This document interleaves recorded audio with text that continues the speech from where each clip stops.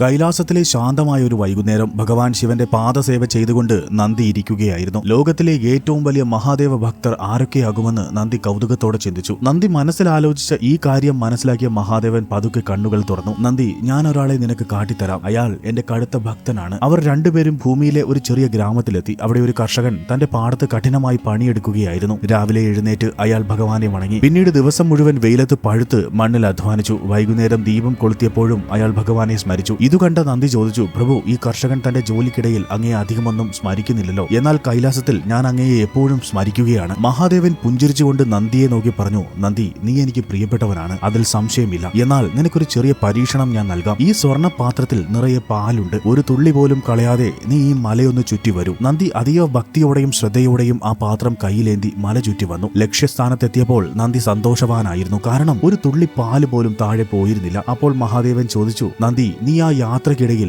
എത്ര തവണ എന്നെ സ്മരിച്ചു? നന്ദി വിനയത്തോടെ പറഞ്ഞു, പ്രഭു, അങ്ങ് തന്ന ഈ ദൗത്യം തെറ്റാതെ പൂർത്തിയാക്കാൻ ഞാൻ എന്റെ മുഴുവൻ ശ്രദ്ധയും ആ പാത്രത്തിൽ തന്നെ വെച്ചു. അതുകൊണ്ട് ആ സമയത്ത് എനിക്ക് അങ്ങയെ സ്മരിക്കാൻ കഴിഞ്ഞിരുന്നില്ല. അപ്പോൾ ഭഗവാൻ പുഞ്ചിരിച്ചുകൊണ്ട് പറഞ്ഞു, നന്ദി, നീ ചെയ്തത് വലിയൊരു കാര്യമാണ്. ഏൽപ്പിച്ച ജോലി തെറ്റാതെ ചെയ്യുക എന്നതും ഭക്തിയാണ്. ആ കർഷകനും ചെയ്യുന്നത് അതുതന്നെയാണ്. വിശക്കുന്നവർക്ക് അന്നം നൽകാൻ വേണ്ടി അവൻ തന്റെ ജോലിയിൽ പൂർണ്ണമായി ശ്രദ്ധിക്കുന്നു. ആ അധ്വാനത്തിനിടയിലും അവൻ എന്നെ ഓർക്കുന്നുണ്ടെങ്കിൽ അത് അവന്റെ ഹൃദയത്തിലെ അചഞ്ചലമായ എന്നോടുള്ള വിശ്വാസം കൊണ്ടാണ്. നീ എന്റെ കൂടെ ഇരുന്ന് എന്നെ സ്മരിക്കുന്നു. അവൻ തന്റെ കർമ്മത്തിലൂടെ എന്നെ സ്മരിക്കുന്നു. നിങ്ങൾ രണ്ടുപേരും എനിക്ക് പ്രിയപ്പെട്ടവർ തന്നെ. നന്ദിക്ക് കാര്യം ബോധ്യമായി. ഭക്തി എന്നത് വെറും മന്ത്രജപം മാത്രമല്ല, നമ്മൾ ചെയ്യുന്ന ഓരോ ചെറിയ കാര്യവും ഭഗവാനുള്ള സമർപ്പണമായി കാണുന്നതാണ് യഥാർത്ഥ ഭക്തി എന്ന് നന്ദി തിരിച്ചറിഞ്ഞു. ഈ കഥയിൽ നിന്ന് നമുക്ക് മനസ്സിലാക്കാൻ കഴിയുന്നത് നമ്മുടെ ദൈനംദിന ഉത്തരവാദിത്തങ്ങൾ ആത്മാർത്ഥതയോടെ ചെയ്യുന്നതാണ് ഏറ്റവും വലിയ ആരാധന. ജോലിയിൽ മുഴുകിയിരിക്കുമ്പോഴും മനസ്സിൽ ഈശ്വര ചിന്തയുണ്ടെങ്കിൽ അതാണ് ശ്രേഷ്ഠമായ ഭക്തി. നന്ദിയുടെയും മഹാദേവന്റെയും ഈ കഥ നിങ്ങൾക്ക് ഇഷ്ടമായാൽ ലൈക്ക് ആൻഡ് സബ്സ്ക്രൈബ് ചെയ്യൂ.